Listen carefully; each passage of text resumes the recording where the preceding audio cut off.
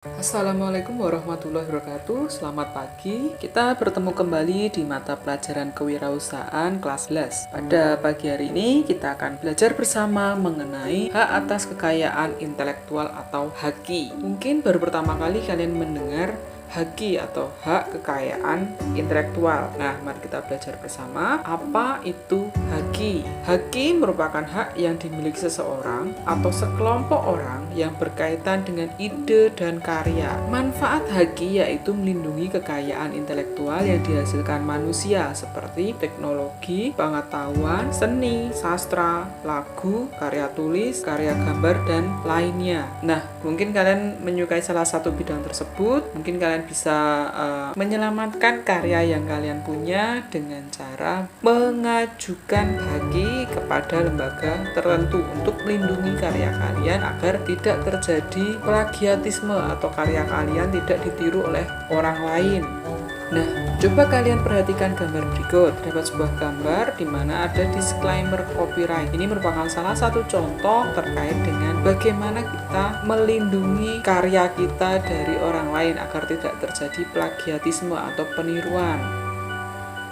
Copyright terkait dengan beberapa hal yang mungkin harus diperhatikan. Di sini ada proteksi terhadap properti, terhadap ide kita yang kemudian bisa kita wujudkan dalam sebuah lisensi yang kita daftarkan ke lembaga tertentu.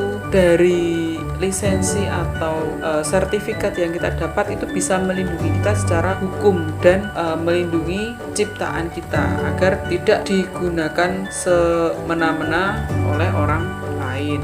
HAKI atau hak atas kekayaan intelektual ini terbagi menjadi dua. Yang pertama, hak cipta dan hak industri. Nanti akan saya jelaskan lebih detail terkait dengan apa itu hak cipta dan apa itu dengan hak kekayaan industri yang terdiri dari hak paten, hak desain, hak merek, hak indikasi geografis atau letak, desain tata letak sirkuit, rahasia dagang, dan perlindungan varietas untuk tanaman. Nah, nanti akan kita pelajari bersama secara lebih mendetail pada materi berikutnya.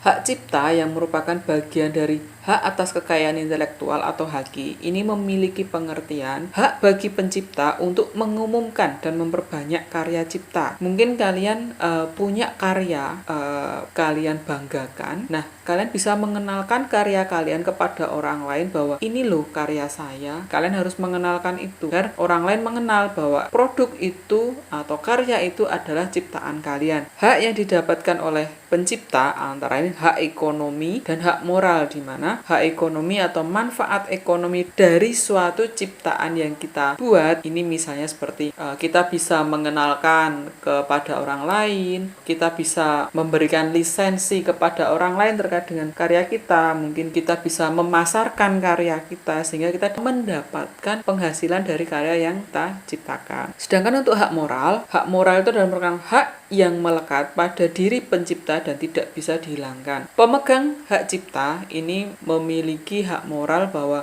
itu pencipta dari produk tertentu.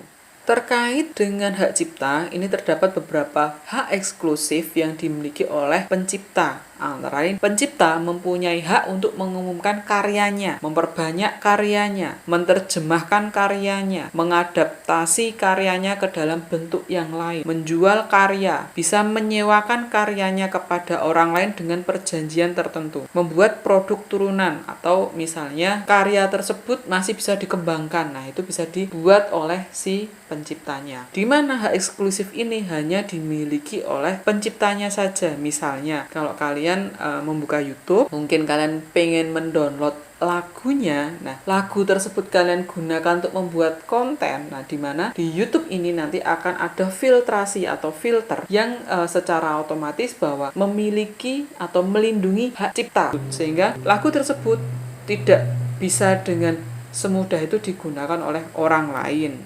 Nah, di sini terdapat beberapa cara untuk mengajukan hak cipta bagi pencipta sebuah karya. Yang pertama, karya cipta harus didaftarkan di kantor hak cipta di bagian Direktorat Jenderal Hak Kekayaan Intelektual, Departemen Hukum dan HAM. Nah, kemudian menanyakan syarat-syaratnya apa saja. Di sini nanti kalian bisa mengambil formulir, mengisi formulir, Kemudian setelah itu kalian membuat uraian produk dan melampirkan contoh produk yang kalian ciptakan. Kemudian kalian harus mencantumkan identitas diri pencipta yang disertai dengan surat permohonan pendaftaran cipta. Dan yang terakhir, kalian harus membayar biaya pendaftaran.